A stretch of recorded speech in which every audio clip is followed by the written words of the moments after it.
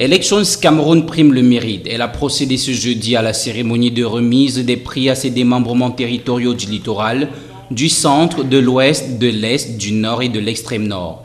À la suite d'un concours lancé par la Direction générale des élections entre le 1er juillet et le 31 août 2016, des prix ont été décernés.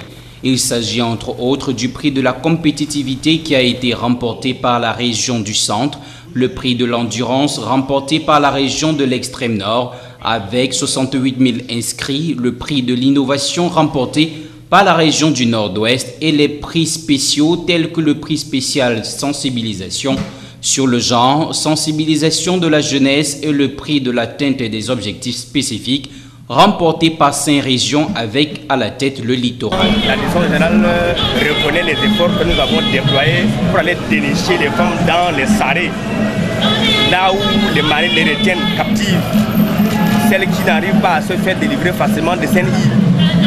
Les sorties de leurs sarrés pour les inscrire en grand nombre, pour nous c'est un motif de satisfaction.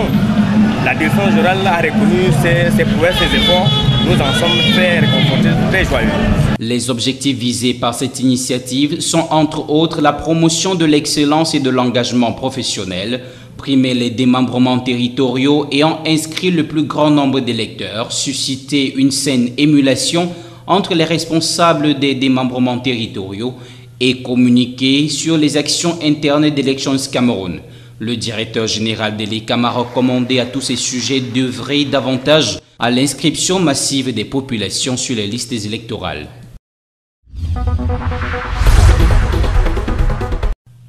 La Société camerounaise de gastro-entérologie a procédé ce 22 septembre à l'ouverture de son 23e congrès scientifique sous le thème « Quel avenir pour la prise en charge du VHC au Cameroun à l'ère des nouveaux antiviraux ?»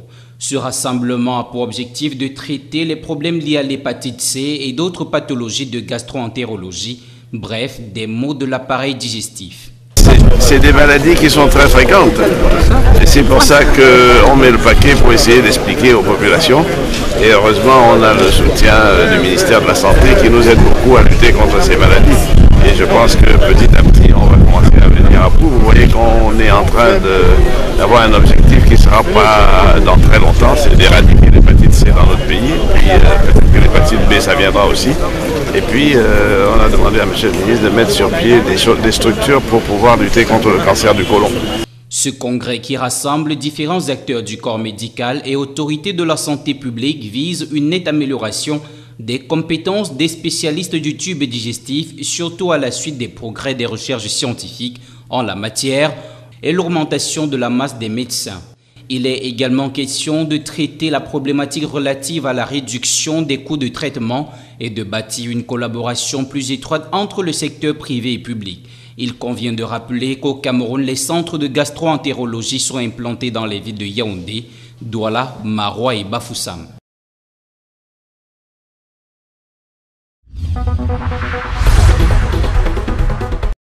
Cela fait 3 ans déjà que le projet PAPA œuvre à l'amélioration de la productivité agricole à travers ses différentes composantes. Dans son volet appui au développement de la filière laitière, le programme a mis à la disposition des éleveurs 4 mini-laiteries dans les 3 régions septentrionales du pays, à savoir une dans la région du Nord, une à l'extrême nord et 2 dans la Damawa, principal bassin de production de lait du pays. Ces mini-unités de production laitière vont permettre de produire du lait transformé sous forme du lait pasteurisé, du yaourt, du beurre, du fromage, sous plusieurs gammes. Tout ceci pour une production laitière de 100 à 2500 litres de lait par jour dans un premier temps.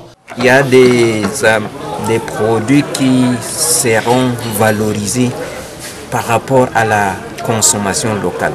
Vous le savez bien ici, le mot Kindirmou, ça dit quelque chose. Le pendidam, c'est très connu. Alors, le travail qui sera mené au niveau de la mine Letteri avec l'appui de l'INSAI et de l'UIT de Ngaoundéré serait de standardiser ces produits-là de telle sorte qu'on ait à valoriser nous aussi nos produits hors de nos frontières. 220 millions de francs CFA, c'est la somme qui a permis de mettre cette unité en place. C'est dans cette optique que l'État du Cameroun et son partenaire, l'Union européenne, que le numéro 1 de la région de la Damawa, Kildadi Boukar, a fait une descente ce jour à la mini laiterie de Ngaoundéré. Question d'apprécier la mise en place de cette structure qui va sans doute apporter un changement dans la chaîne de production laitière au Cameroun. Nous avons visité cette usine. Elle est de pointe parce que vous avez vu les machines qui sont là. Elles sont adaptées et nous pouvons être sûrs que dès lors que la matière première sera là, les populations auront donc assez de lait et d'autres produits dérivés. Plusieurs projets ont déjà vu le jour avec le programme dans la région de la Damawa, dont des centaines, dont des centres de collecte de lait. Il ne reste plus qu'aux acteurs de la chaîne de production laitière de tout mettre en œuvre pour ravitailler le pays, voire toute la sous-région Afrique centrale.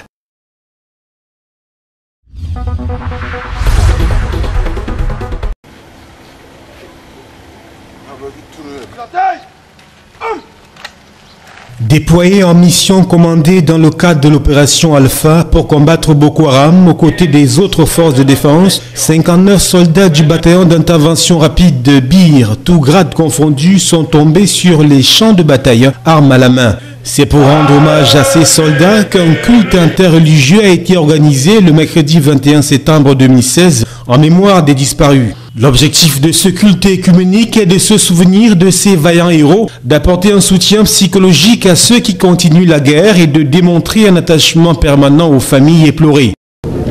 Avec toutes les congrégations que nous avons ici, et nous mettons tous nos espoirs dans le Tout-Puissant. Et nous pensons que la prière peut aussi servir comme arme de guerre. Ça c'est d'une. De l'autre côté, nous sommes là pour également nous incliner devant la mémoire de tous ces vaillants soldats qui sont tombés les armes à la main dans le cadre de la défense de l'intégrité territoriale. Mot de réconfort grâce à cette cérémonie interreligieuse. Mais au-delà, c'est également un encouragement pour ceux qui continuent de combattre et ceux qui se préparent à combattre. Dans son intervention de circonstance, le commandant de l'opération Alpha, Joseph Nouma, a fait savoir que cela fait 781 jours que le Bir fait face à Boko Haram aux côtés des autres forces pour défendre l'intégrité territoriale du Cameroun. Les ministres de culte d'obédience catholique, protestante, orthodoxe et musulmane ont élevé à tour de rôle leur voix pour intercéder en faveur des illustres disparus, leurs familles et ainsi qu'au profit de ceux qui continuent cette guerre imposée au Cameroun par Boko Haram. La cérémonie s'est déroulée au camp du premier Bir à Salak dans la stricte tradition militaire.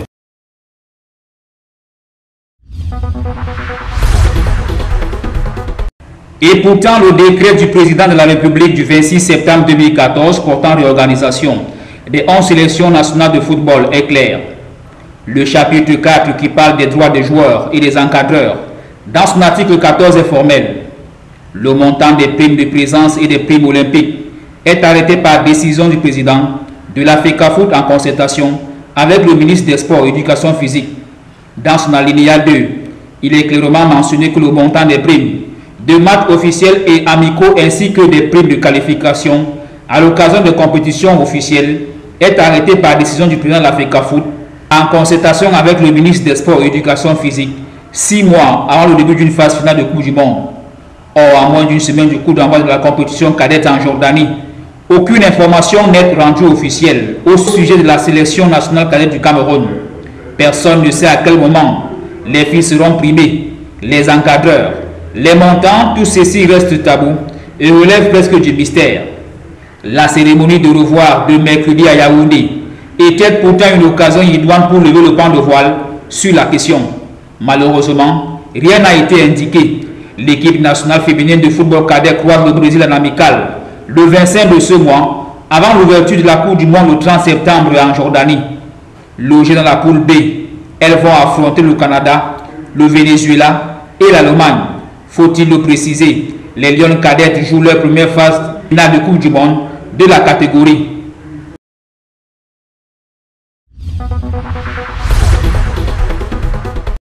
Parmi ceux-ci, Dragon de Yaoundé qui a encaissé 4 buts au total face à International sur l'ensemble des 2 rencontres. Un succès retentissant pour la jeune équipe de division régionale dans le littoral. Le club de Douala est d'ailleurs la seule équipe de 2-2 au milieu des 3 autres formations d'élite. Même si la qualification de APGS de Mfou et Babotos de Mbouda sonne comme une surprise, compte tenu de leur saison approximative en championnat, ces 2 formations ont montré un autre visage en Coupe du Cameroun. D'ailleurs, le club de l'Ouest a éclaboussé de son talent face à New Stade de Douala, 5 buts à 1 à la phase aller, et ce malgré le faux pas à la phase retour battu 2 buts à 0.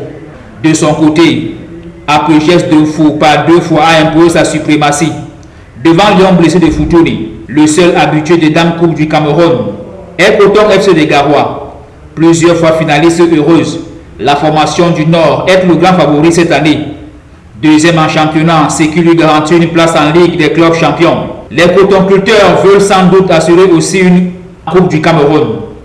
Les 4 demi-finalistes seront fixés chacun sur son adversaire dans les jours qui arrivent, en tenant le tirage au sort organisé par la Commission nationale de la Coupe du Cameroun de football.